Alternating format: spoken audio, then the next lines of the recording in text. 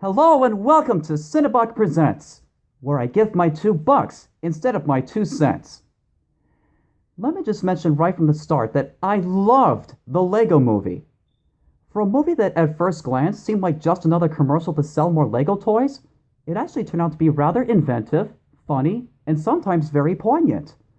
So I figured that this spin-off movie would be able to retain those qualities and also have an outstanding energetic vibe that worked so well in the Lego Movie. And it seems as though they were able to mark off those checkpoints perfectly.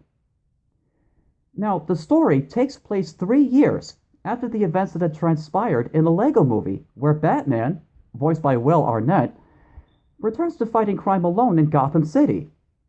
Despite all the fame, fortune, and success in cleaning up all the crime in the city, something seems to be missing in his life.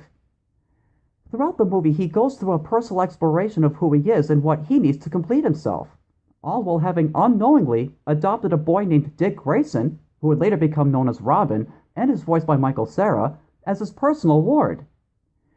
While that's going on, the Joker, voiced by Zach Galifianakis, plots to seek revenge against Batman because Batman claims he's not his greatest enemy. Rather, it's Superman. So the Joker plans to surrender himself to the police and be banished to the Phantom Zone, which is a prison dimension where all sorts of bad guys are kept. In this way, he would help unleash them all into the city and cause great havoc, as well as set off bombs that are placed in the fault line underneath the city so that everyone would fall into the infinite abyss beneath it. Batman would need to drop the whole lone vigilante bit, learn to work with other people, and lighten up in his attitude in order to stop the hostile takeover.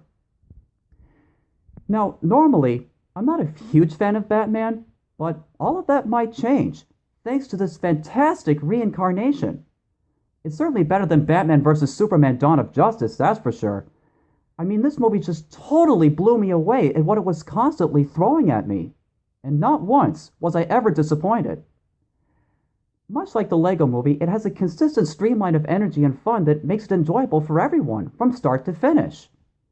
It knows how to be edgy, epic, and silly all at the same time. I especially liked how it took a comedic stab at not only the other Batman reincarnations from the past, but also other DC comic book movies as well. It's a roller coaster ride of an adventure that's absolutely worth a gander.